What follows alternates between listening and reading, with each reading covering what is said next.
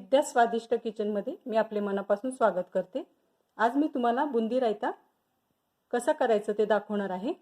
तर त्यासाठी इथे आपण दही घेतलेलं आहे। हे दही अजिबात आंबट नाहीये। बुंदी रायत्यासाठी दही आंबट घ्यायचं नाही, नाहीतर त्याचा स्वाद रायत्याचा बिघडतो। त्याच्यामुळे दही हे तुम्ही आंबट नसलेलंच घ्या। तसेच इथे मी मसाला बुंदी घेतलेली आहे। तुम्हाला साधी बुंदी घ्यायची तर तुम्ही ती घेऊ शकता। तसेच इथे लाल तिखट घेतलेले आहे, मी मीठ घेतले इथे मी चवीपुरते, जिरे पूड घेतलेली इथे मी, आणि कोथिंबीर घेतले बारीक चिरून। दही इथे मी घट्ट घेतल्यामुळे आता ते मी त्याला रवीने घोटून घेते व्यवस्थित असं। आणि बघा असं छान असं घोटून घ्यायचं।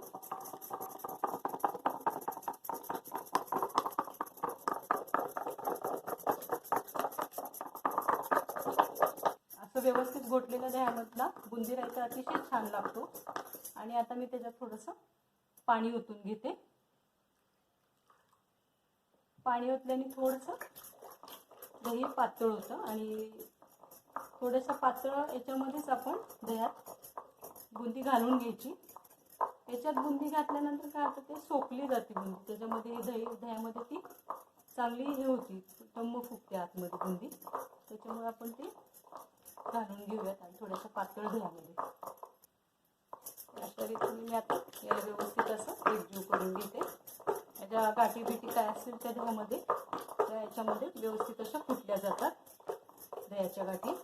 आणि एकजीव असं पाण्यामध्ये पातळ होतं दही। तुम्ही आवश्यकतेनुसार तुम्हाला जेवढं पातळ तेवढं ते पाणी ओतून घ्या। आणि हे शक्यतो जास्त दही पातळ अति करायचं नाही आणि अति घट्ट पण ठेवायचं नाही। अशा रीतीने मी याला आता दह्याला घोटून घेतलेलं आहे। आणि हे पहा, अशा रीतीने मी एवढं असं पाणी टाकून दही पातळ थोडंसं करून घेतलेलं आहे। अति पण नाही, पण जरा किंचितसं। आणि त्याच्यामध्ये जर बुंदी घातली ना तर ती बुंदी व्यवस्थित अशी सोक करते त्या दह्यामध्ये आणि ती फुगते। त्याच्यामुळे थोडंसं पाणी घालून तुम्ही हे दही घोटूनच घ्या। आता या दह्यात मी लाल तिखट घालून घेते, जिरे पावडर घालून घेते, मीठ थोडंसं घालते आणि थोडीशी कोथिंबीर घालून घेते आणि थोडंसं असं त्याला व्यवस्थित असं हलवून घेते। आणि त्याच्यामध्ये आता मी लगेच बुंदी घालून घेते आणि बुंदीला व्यवस्थित असं वर खाली करून घेते। आणि बघा मस्त असं आपला बुंदी रायता तयार झालेला आहे खाण्यास। आता हा असंच थोड्या वेळ ठेवून घ्यायचा आणि थोडीशी ते बुंदी त्याच्यामध्ये थोडीशी अशी मऊ पडते आणि मग आपण त्याला सर्व करूया। बुंदी रायता हा जेवणाचा आस्वाद वाढवतो। आपण साईड डिश म्हणून ती खाऊ शकतो आणि आपल्या शरीरासाठी अत्यंत थंडावा देणारी ही डिश आहे। त्याच्यामुळे तुम्ही ती करा आणि माझ्या चॅनलला सबस्क्राईब करा।